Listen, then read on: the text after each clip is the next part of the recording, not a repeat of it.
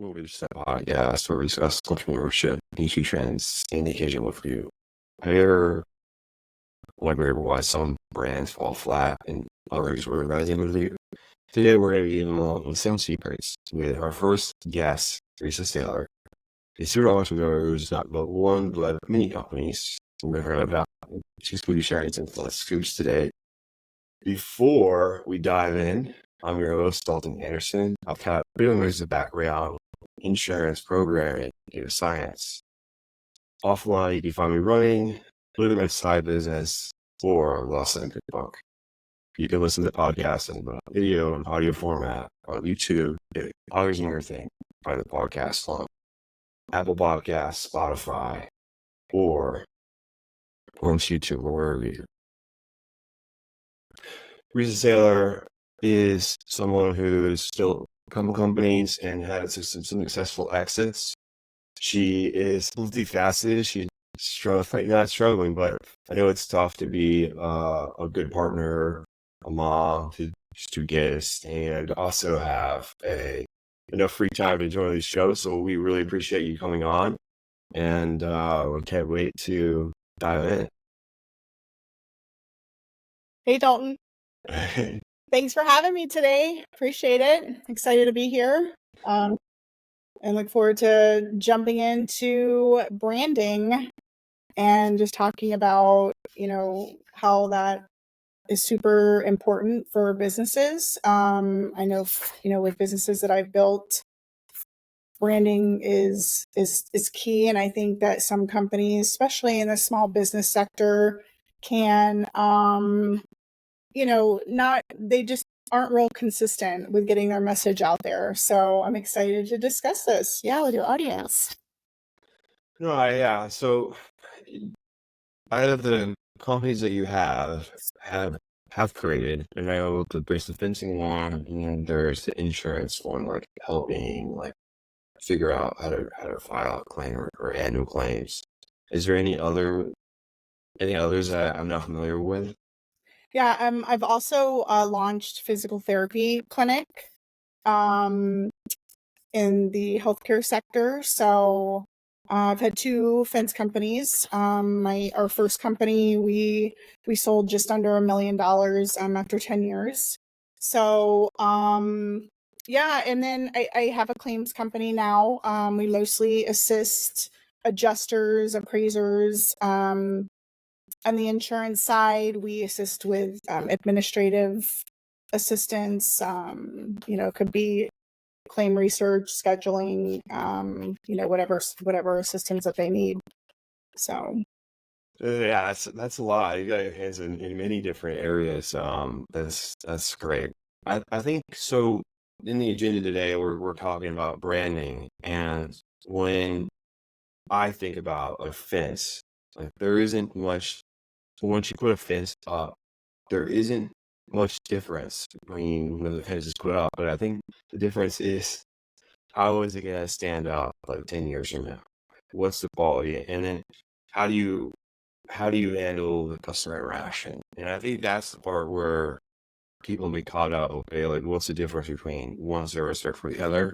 I think that's how you handle customer service. But from your perspective, for certain items like the insurance claims, the fencing, where people are very price sensitive, how do you go about branding and providing more value and convincing them to be part of the family or your services? yeah, I mean, with fencing specifically, it's super competitive. You have franchises out there. You have private companies. You have guys putting a fence out of the back of their truck. So you have home improvement companies that do fencing, landscapers. So the competition is huge. It's super competitive. Everybody wants to cut price. And that's why having a brand is super important to get out there to the consumer as to why you're different. Why would they choose you over everybody else? In the past, our companies are competitively priced, but my businesses have never, were we've never put ourselves out there to be the cheapest fence company, but we're definitely competitively priced and fair. Um, so that was, a big difference for us. We basically sell our team, our family, our experience. From the design stage, you know, we did primarily residential fence. I would say, about 75% of our business was residential. Did some light commercial. But yeah, I mean, when you're putting yourself out there, I focus on why we're putting up the fence, pets, kids, um, security, all of those things where there's a lot of companies out there. I mean, it's just, I do, not to like share our secrets, but I mean, you want to kind of cater to why you're doing it, not just what you're doing. And what really set us apart was, as owners, we oversaw every project. In fencing, a lot of the work is just subbed out. It's just a sales guy that comes out, he makes a commission, he doesn't care about the project. I mean, probably if you sign up with those type of companies, you never see them again. So for us, it was just really building a relationship with our customers too, and letting them know that you choose us because we're going to oversee your work. We're going to make sure that everything's installed professionally, and we follow through with that. So it's really just about putting out why you're different and what value you're providing to them. I think that's really what created our success. So I feel like when you go to hire, for a fence, for example, I mean, it's not rocket scientry, but there definitely is a professional. You could see like your neighbor that put up their own fence versus a professional company that installed had their fence installed. It's just there's a big difference in quality, how it looks. Yeah, there's definitely, but it's expensive. It's a big ticket item too. So like I get all the do-it-yourselfers, props to you. But for people that want to have it professionally done, it's really just about choosing someone. Obviously, being licensed and insured is huge. You'd be shocked at how many companies put a sign on the road, fences, and they have no insurance. None of their guys are covered, workers' comp, liability, all that good stuff. But technically everyone should have that. Oh, yeah. So, we put out there, it was my husband was my business partner. So, we're a family. Our son was a builder for us. He's third generation builder. So we have that. I don't just, you got to separate yourself from everybody else and just finding something of why you're different, why you're better, why you're the best choice. And then of course, we talked a little bit about, um, being the best team to choose, but also your products. I mean, you've got to make sure that you're installing high quality products too, and having those brands backed. And those are also, relationships that you build with your manufacturers, and all of that matters too. So So with fencing, if we summarize that, it's mostly about your approach and how your approach has the extra bit of care, providing better services than otherwise. Like we've got a good team. We're family owned. great We are products, licensed and pricing. insured. Our pricing is competitive.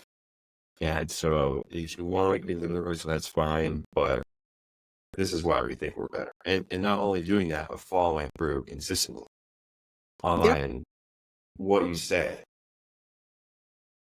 And I just think like, okay, so just from my perspective, it seems like you could really cut through a lot of companies, like just by like doing not necessarily doing the right thing, but having the right approach, and then whatever your approach is, just following through. But I guess the people just don't have the long-term outlook of, okay, like this is a 2-year project. We'll reevaluate ourselves how we're doing in 2 years. Or maybe they just don't like that was the passion for it. And so like when you were doing the fence thing and you've done it twice, right? So the first time that you were doing it, like how long did it take for you to know like, hey, like we're on to something here with our branding and our regional market? And so you were like, hey, this is it, like, this is our bread and butter, we're gonna keep doing this, and is this the right approach? Because I think a lot of people struggle with that. Like, how do you? I think when you've done this multiple times, you've got that level of confidence, and you've got your team, like you and your partner, are well drilled in, right? Like, you know what you're good at, you know what he's good at, and you're subject matter experts in those areas, and you've done it before, so you've got that level of confidence that a lot of people that when they're doing this for the first time that they don't. Yeah, I mean, it can be scary, to become to go self-employed, for sure. I mean, I definitely recommend saving, I mean, we saved, we made sure we had a good nest egg. You can work with banks, credit lines, things like that too. There's lots of resources out there. Um, so, I mean, for us, it's just really knowing your competition, knowing who your competitor is, and really believing in what you're saying. And yeah, we talked about the follow through. But yeah, we just saw all these fences out there. We actually got into it because we needed a fence, and we were just kind of, these companies were just falling short. I mean, you'd call, you get an estimate, no one calls you back. There were no shows. I mean, we had an appointment, no one even showed up. So it just depends, it's being confident and knowing that what you're providing is something that people need. They need reputable, reliable, honest companies out there. And I think it's just kind of holding on to, and if you do the legwork in the beginning, and really feel confident in your product or service that you're putting out there, you just have to stick with it. It's like anything else. I mean, there's no like secret sauce. It's just about hard work and consistency. And if you just keep doing it. I mean, our first company, honestly, so when we launched that company, like our marketing consisted of it was like very competitive at the time, phone book ads. I mean, it's just crazy like how the trajectory of marketing has changed. So I think also that just, staying up with and things are moving so quickly with tech, but you have to incorporate all that into your business, and staying on top of tech, staying on top of your competition, your price points. Yeah, I think it's just sticking with it and staying up on the times, because things change quickly, for all industries. So No, I agree. I had no idea that you had the primary motivation for starting the fence company was that you're just like this experience sucks. We yeah, need to do it better, yeah. and we need to do it better. It's Yeah, like we found, at the time we're in the Carolinas, and yeah, there was a ton of fence companies out there, but it was just the lack of professionalism, customer service, it just wasn't there. I mean, when you hire a company to do something professionally like that, I mean, you're expecting it to be installed professionally, or the service or product to be up to your standards, but there's a lot more that goes into that, if and when there's a problem, which is bound to happen. Yeah, I mean, there's just issues that come up, especially in construction, that are unforeseen, and how are those handled? And is the company going to stand by any type of errors, or I don't want to say negligence, but that that can be the case too. So or just an oversight. So yeah, it was a growing area. as well. So we just found that there was a huge need for what we could do. So yeah. And that has similar experiences, not only with fence vendors, but just vendors in general. With just while trying to remodel my neighbor's home, like some stuff I can't do myself, and easily I'll say I can't do the roof, things Yeah. like that.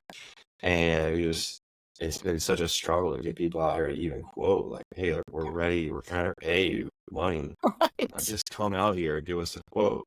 Or, there's just a struggle to get people to quote. It's a struggle to get them out here and then get them get a job scheduled. And people are like, oh, well, we won't do quotes unless it's like, you gotta pay us $100 for us to get out here.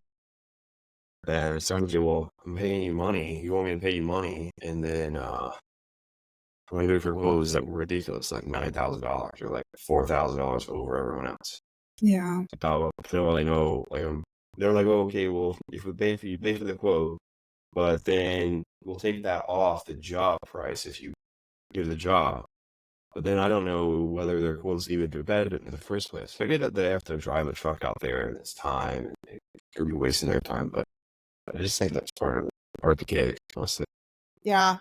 I mean, there are times, in some industries, like if there's a hurricane, here in Florida, especially, where people will start charging, especially if it's a lot of repair work, instead of like replacement. It is costly to a company, to come out. So I have heard of in times like that, different times, where there will be some charges for So estimates. sure. Yeah.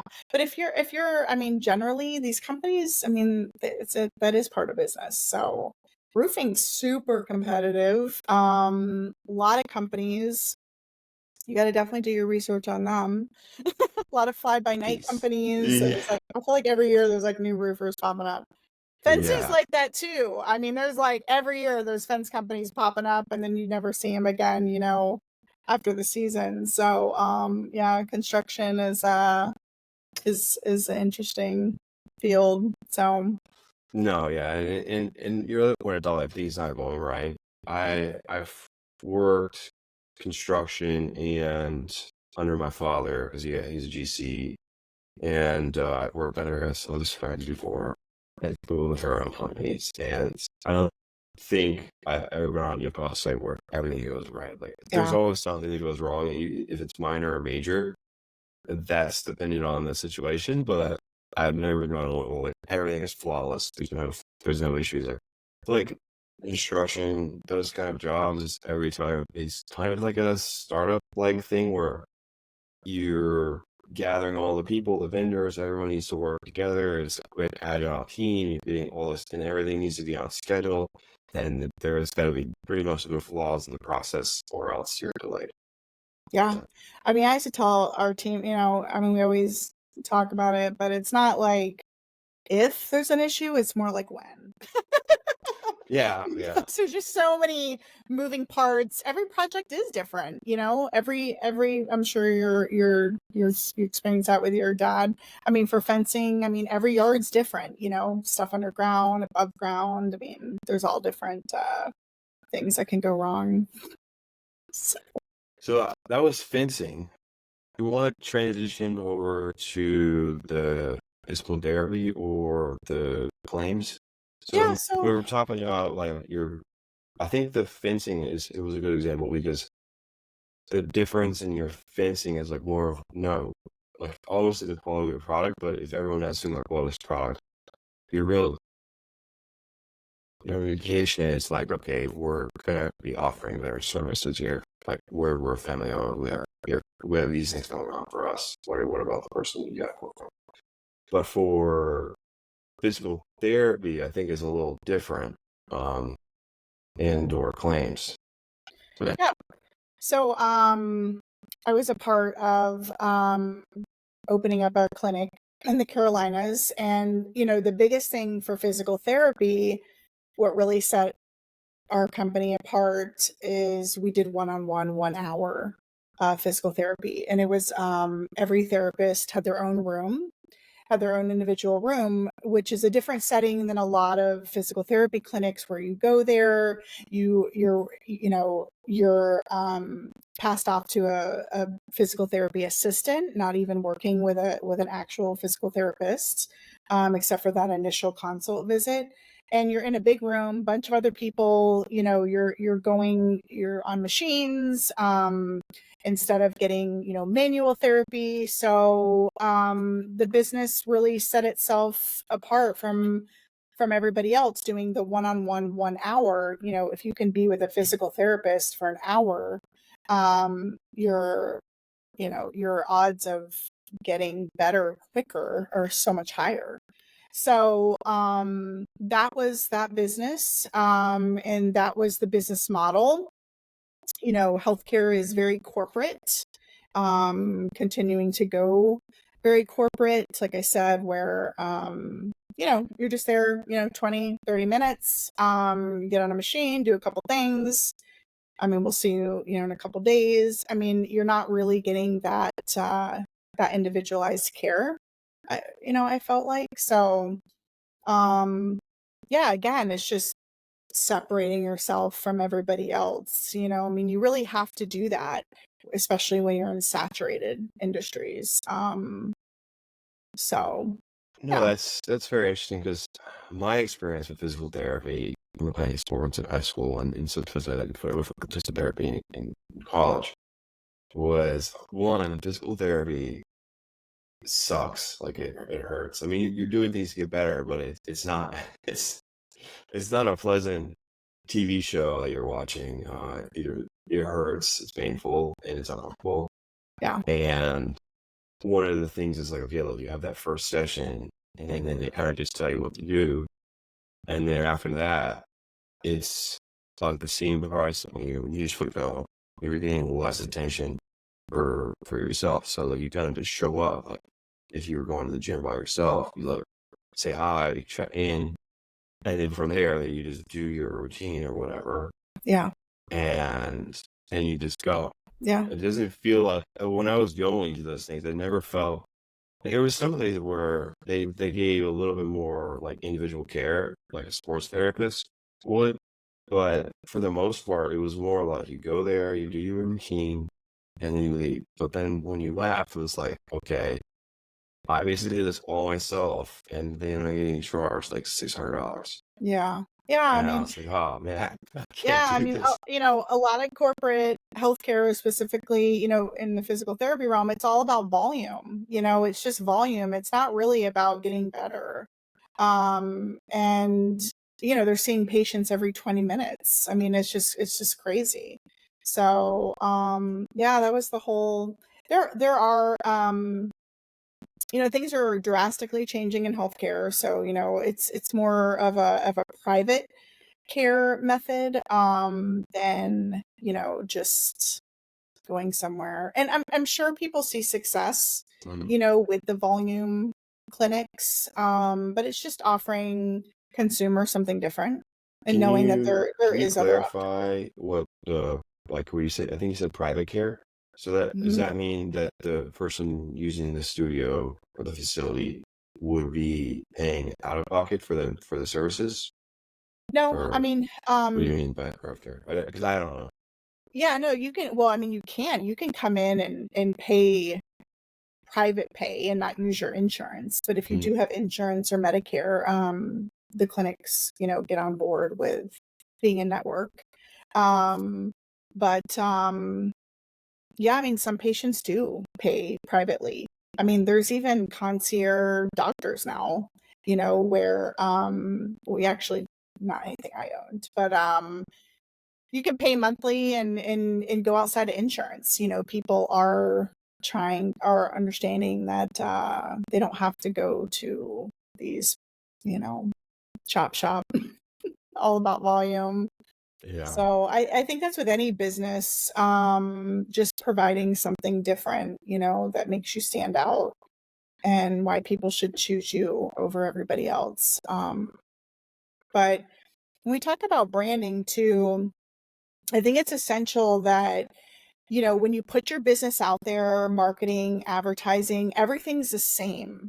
everything is, you have a color scheme, you have, I mean, down to like logo font, when you walk into that physical therapy office or that fence crew shows up, everybody has the colors on their shirts and logos and signage. When we kind of talk about building a brand, it's really just about being consistent and always making sure that your logo, what you guys are offering, is the same every time too. That's really what's important, when it comes to building your And do brand. you do that? You do that day one, or do Yeah, you do that no, further day down the line? one. Day one, You day have to one, have everything, your all your you have stuff to have together. your brand, your logo, what you're putting out there. Like I said, for fencing, for example, it was all about, pets, kids, backyards. I mean, that's really what you're transforming, and that's really what are you solving for people? And you have to put that out there, with whether you're using, on your website, images, photos, your logo has to always be there. And you have to stay consistent with that too. You can't put out one ad that looks, I don't know, you have to have colors. Sounds kind of silly, but like everything has to be themed. And it all has to be the same every time, yeah, and you have to do that from day one. So for, I would say, these companies that you have or previously had, when you're doing your marketing, I know the original you're doing a phone book, but for, like, I guess, like, if you do marketing on like Facebook or Google AdWords, are you searching more like when you first start? Are you doing more for like awareness or engagement, or like how are you approaching like your first, I guess, like 6 months or so when you're just starting out? Because you can have a Well, great brand, but if no one hears about you, then I mean, yeah, I mean, no one you've knows you. gotta have a marketing budget. Yeah, I mean, SEO is huge. Social media is big. Um, so for fencing, it was all about, quoting. You want to get the estimate. You want to get that initial estimate. You want to get in front of people. Call us, free estimates, great prices. But you need to make sure you always have a consistent look to all of your ads. Even way back to the phone book, every one of our ads were the same look, feel, what we're offering, what we're putting out there. One of my biggest social media successes was like a privacy fence, and it was like need privacy question mark, and people like loved it. I mean, it's just you just have to be consistent with what you're putting out there, and solving a solution for somebody. Like, why would someone click on, why does someone even need a fence? Those are the things you have to put out there. With physical therapy, it's like getting better quicker. But your logo, your colors, your everything has to always be consistent, so that people start recognizing you, and viewing you as like the industry, standard of excellence, basically. Yeah, giving yourself that little authenticity.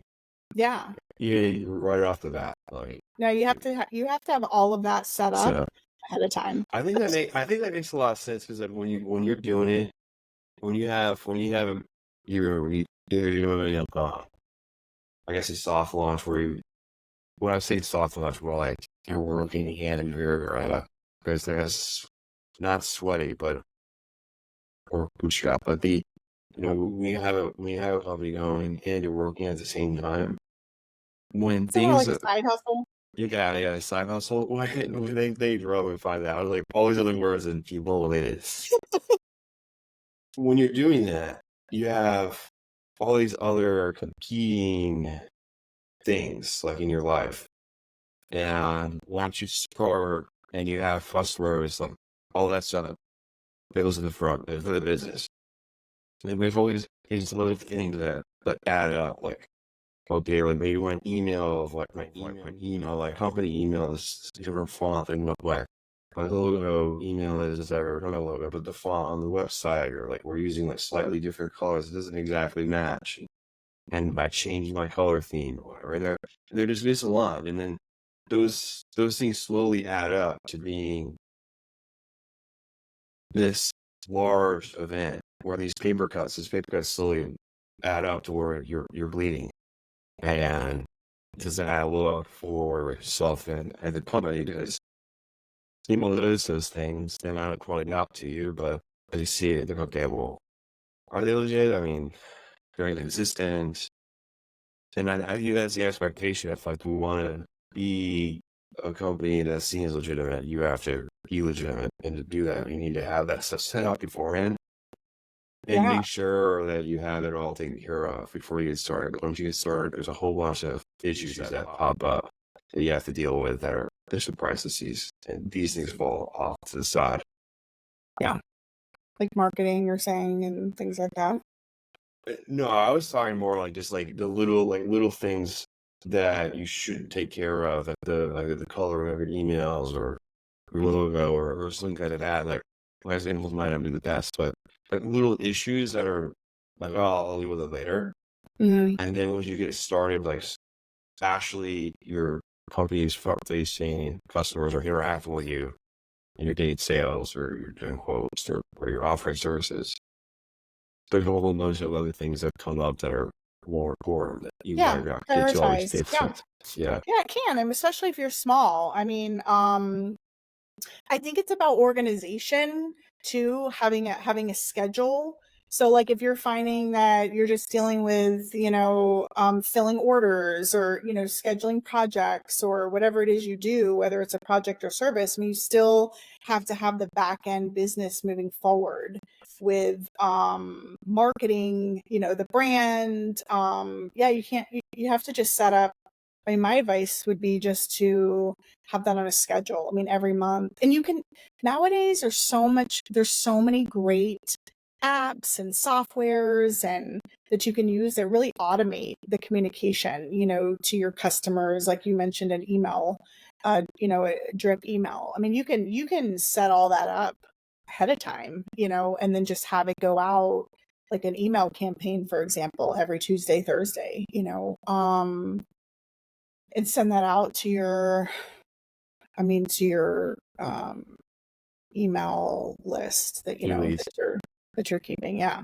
So I think it's about organization and just making sure that you're ready for if you get busy. I mean, you've gotta still wear all the hats and make sure, or hiring someone. There's virtual assistants now. There's so many people that you can bring aboard. And that's one fairly corporate too. Like I've been listening to like podcasts and of other like executives or like private equity folks or just investors, to investors. We're talking about it's been brought up over the like last couple of months, kind of frequently about these specialized virtual assistants that are more like executive assistants, so they can do executive like tasks, like not based like as an executive, but an executive assistant, where maybe you don't need all of their time, like as if you were hiring a legitimate executive assistant, but someone who could do those type of tasks and that they're at the upper echelon of virtual assistants, whether they're high educated, they're going to get paid a good job and are, way above what they would normally be able to make in the country that their respective country. And I think that's picked up steam because a lot of times, like, you might need help. Well, you don't need that much help. Like, you might need 15 hours a week. Like, if those 15 hours are freed up, you could work on higher value things. Yeah. But you don't necessarily need to hire full time. Yeah.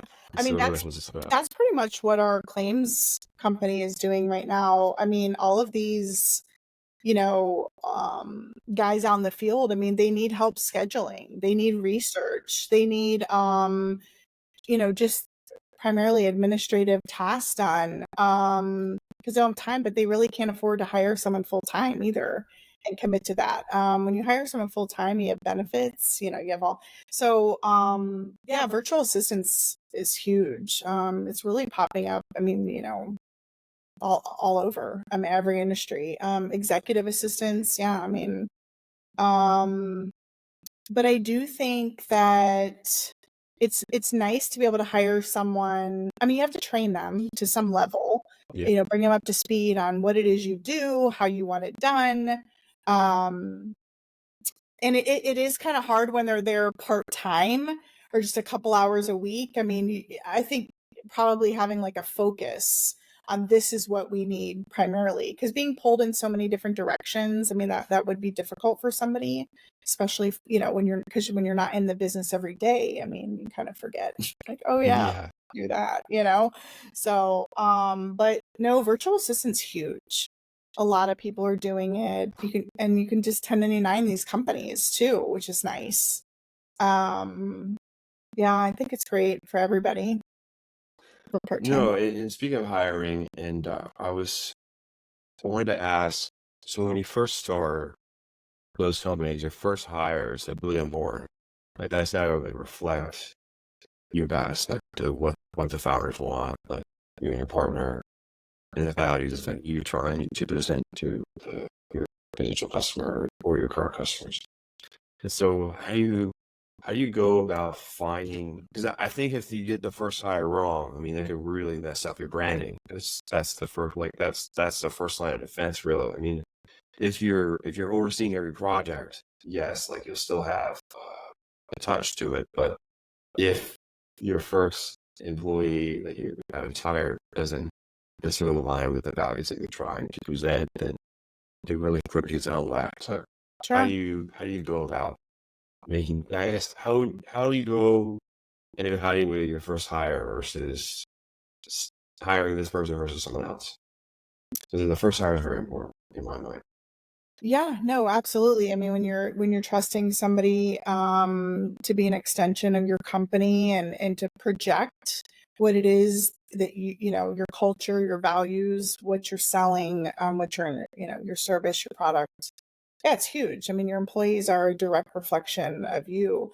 I think it's just about being a good leader and obviously interviewing, you know, making sure you're conveying your brand and what your culture is going to be like.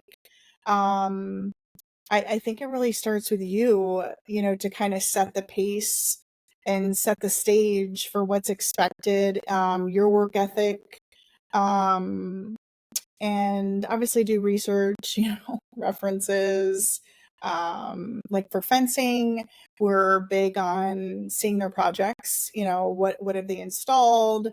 And then there's always training too. I mean, there's just ongoing training, being involved, overseeing their work, just having an open door policy too, if they have any questions. But I think it's all about the leadership, all about you as an individual, making sure that they're equipped with everything they need, and just working together. It's a team. It's a team Yeah, effort. setting the right tone and references, Yeah. reviewing I mean, previous standard work. hiring. Yeah. Yeah. Standard hiring, but then also just you've got to communicate what your expectations are, to them and provide that initial training, um, and making sure that they understand and that they're doing what you need. So I think that's fair. I think it's a fair as your approach. So we've talked about things to do. What about some bloopers? Things that we should avoid doing as far as branding. I know one that you talked about was like make sure all your messaging is consistent and themed. yeah, I think that's the biggest thing that I see where companies, I mean, they'll put out something on social media. It might be cute, but it's just all over the place. You have to really have know your audience, know your target market, and making sure that everything you put out is consistent. I mean, you see it all over in real estate, with real estate teams, you see it, obviously big companies. Everything that they're putting out is always the same feel. It's always it's what come to expect, if that makes sense. I mean, if you're just doing like a bunch of different things and um it's forgettable. I mean, you want to do Yes. something that's real memorable. It stays in people's mind. It's like Starbucks. I mean, when you pull up, it doesn't matter if you're, in the US or if you're, across the globe, you're expecting that your, white chocolate mocha is the same taste, flavor, everything is consistent, and that's really what it's about. Yeah. So, I think we've all met that person. They're in everything. They're like, oh, well, I'm an artist. I do art, oil paintings. I'm also, a skydiver, landscaper, um, e-commerce person, Bitcoin. Like they're in like 15 different activities, and it's like, oh, you can't even follow what's going on with it. And so I yeah. think that's similar. Like, okay, like, if you want to remember for doing something, you have to be consistent with what you've got going on. And that's that. I think that aligns both with your company and like your personal life. Okay, like if you're trying to be good at something, you can't do 25 things. Like you gotta pick a couple that you appreciate and then stick with those. And because for a while, and then maybe after a couple, I would say depends what you're doing, but maybe 6 months you can reevaluate it. But let's say with this podcast thing, I'm gonna reevaluate the podcast in 2 years. So I don't care like how it goes. Like I always want to go well. Well, I'm not looking at the numbers or trying to figure out, oh, do I do it this week or like what's going on? Just do it for 2 years, and then from after that, we'll see. Right. Yeah. Yeah. So, Yeah. And I think it's about, yeah, I mean, you're setting goals. I mean, you have to have goals, you have to have benchmarks. And it's always about reevaluating. Once you get really good at one thing, there's something else that you probably need to address and fix. And there's always a constant, it's never perfect. It's always changing. You have to stay on that consistently. Yeah, I think that owning your own business, it's more so about putting in the hard work, and it's not even motivation, it's just consistency, and doing the same thing and just grinding it, I mean, that's what it's yeah. about. So yeah, there's just a little bit of effort, right? Like a little bit of effort than other people. Exactly. I So true. recently found out that after 20, this is related to podcasting again. After 21 episodes, you become a top 1% podcast. Because I guess it's like on episode count because a lot of people they just stop after 21 or after I think 20 episodes. Like people just stop doing it and they don't. I mean, it's just an effort thing. Okay, like not every episode's gonna be great. We just gotta keep going and I consistent work on it and make little improvements and reevaluate big picture stuff when the time comes to just slowly figure that out and kind of just on that episode. It's made similar. Yeah. Definitely not as challenging, obviously, but I think like having a focus, like even when we initially talked, like making sure that when your audience, tunes in, that they know and they can expect quality information from you on specific topics, and that doesn't mean in 2 years that what you're doing today, it's going to evolve. I mean, things are going to change. I mean, businesses are always changing, whether it's technology, whether it's marketing changes, product changes, services, what you're putting yeah. out there. But at the end of the day, every day you're doing it and you're doing it the same, essentially. Like I would imagine you wouldn't want to, I don't know, talk about XYZ and the next week you're like talking about a run club or talking about, I mean, you've got to have, it's really just about the target market. Who are you speaking to and why are they coming to every week and just doing it? And I think you can definitely build value, loyalty. It's exciting. I mean, it's nice to hear different perspectives, and starting a business is no joke.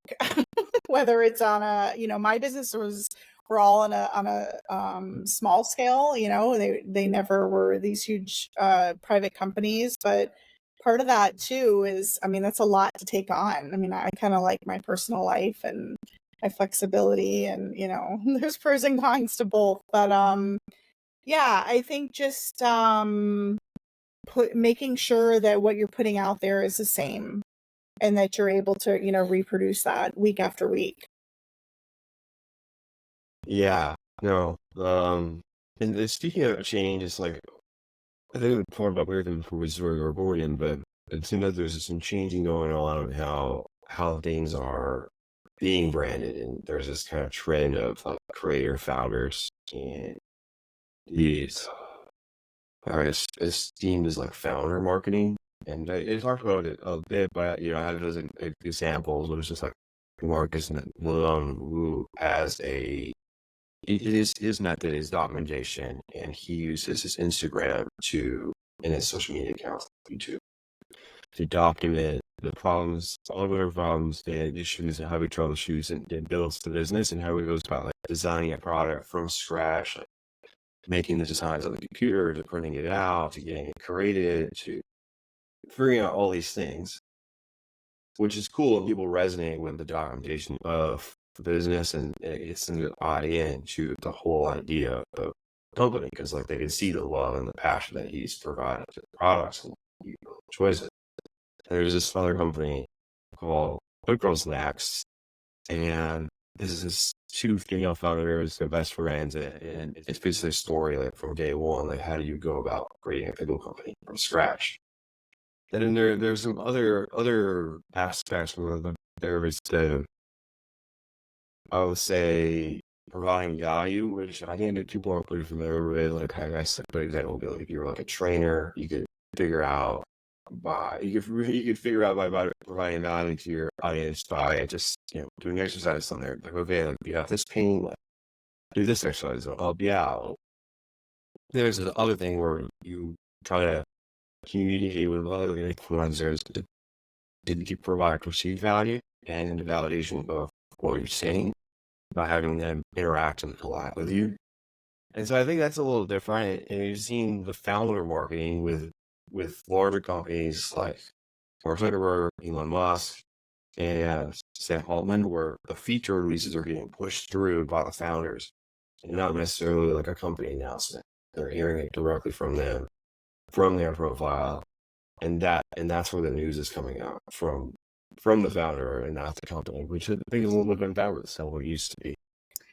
I mean, I think that that's good though, because people relate to other people. It's all about tapping into the consumer's emotions. You know, when you get to know these founders, you want to use their products and services. You want to be a part of it. Like you kind of, you know, they kind of create like a following. I mean, that's what influencers do. I mean, you know, whether you can relate or you want to relate, you know, Yeah, so yeah, I mean that personal branding, I think it's more so just tapping into people's emotions. Getting to know people. I see a lot of brands, especially online, where you know, or even the bloggers, it's like you get this backstory, you know, it's like, oh, I was, you know, so overweight and I was just addicted to sugar. And, you know, like people are like, oh my gosh, that's me. You know, it's like, oh, but this is what I did. You know, I'm clean eating now and these are all my great recipes. And, you know, people are like, oh my gosh, they overcame. I mean, you know, yeah, it's an emotional, marketing's very emotional. Yeah, it's important to tap into that for sure. It creates a long hold, a long-term, you know, kind of holding on people. And so, that brings fair retention to your audience to kind of return, like to see what happens next. So almost like a like you're streaming your own reality, like not reality TV show, but like no one described it as like a business vlog, like you're vlogging, but it's not the business and for the documentation piece.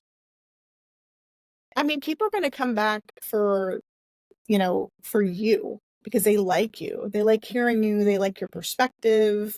They're interested in the information that you're putting out, but you want to keep that consistent and Yeah, having a good direction, a good following. I mean, that's kind of how companies create like a, you always hear it, oh, it's like a cult like following, I mean, it's like a tribe. I mean, that's really what you want to, yeah, what you want to tap into. So yeah, I mean, founders are huge. I mean, I think people also like hearing from other people that are successful, and that have had success, especially in business. It's like, oh, what did they do? How did they do it? Oh, that's, at the end of the day, I think that's really what everybody's trying to get to. It's yeah. different for everybody, but yeah. I would have liked to do like a zero to like I didn't do a 1 0 to 0. Like that's my thought is okay. Like if I would like to document the company and entrepreneurial stuff that ventures that I'm going to be doing while podcasting. And I've done some episodes about it, but then now is a stock catch here requirements are taking my time, unfortunately. But I made it back when I was doing it, and Tiny was like, okay, when some of these episodes I would document what I'm doing, and like what things I'm reflecting. And there's going to be a certain amount of lag time, or maybe like real time. Like, okay, I'm designing this product, and getting from this person, or like, this is who I'm using to help manufacture the molds, all this other stuff. Not enough to that level detail, but where people could resonate, kind of see what it is, what that's how about it. Like, these are the issues that they're having, and then hopefully I feel like, yeah, it's doing $50,000 a month. That'd be great. Yeah. Well, also look at all these entrepreneurs that they do have success in something, right? And then what do? They go and they want to teach you how to do it. Oh, I can teach you, I can show you what I did, just pay for this bundle, pay for this program. Consulting work is huge, hire me, I can show you as your consultant, how to do it, what to do. Yeah, I mean, I think everybody's, really looking for the same thing. So, but yeah, you should, that would be exciting. It's really just providing a solution to people and what they're looking for and the information that they need to. I mean, they can come on your podcast, get information about how to brand instead of like, scouring the internet. And I don't know, it's nice to go to like a one spot and be able to get some clear, concise clarity on what they're trying to do. Yeah, they want to I create a think business. that podcast episodes, and I don't want to be too technical, but like they're like a compression algorithm to where you're like a book, you read a book, like you're compressing years of someone's life experiences in over ages or so. And then for podcasts, like you're compressing like a year's worth of information in like 40 minutes. Yeah. So you're really getting a lot of valuable stuff from whoever's talking. In this case, you're talking, you're presenting, and sharing the time with everyone. But you've done the same thing for not the same thing, but you've done this branding thing for years, years. Like you already know, like, when you do it again, it's so easy for you because you've done it so many times. You've got that confidence, and you have that, I'm saying, ambition to do so. And so you sharing this termination with all these really valuable, and we really appreciate your time today. And we'll have this night go to episode 150. We could do another one. Yeah, that sounds great. I appreciate you having me. Okay. To include everyone, we went over branding and what not to do and what to do and how you go about competitor research and how you provide a better offering to your customer, potential customer, and finding the right niche to operate in and potentially expanding from that. But being comfortable with where you are and not expanding too much to where you have to sacrifice social aspects of your life. And so there is a balance, and finding the balance that's right for you and your family. Think about that, because it's not always about making most money or expanding. It's also about, who do you want to be perceived as, like, to your kids or to your friends and your family. So that's also an aspect that, you will talk about, you talked about briefly, but it is important. And so that's been a summary. As always, good afternoon, good morning, good night, wherever you are in this world, and I'll see you next week. Here's no Wilson.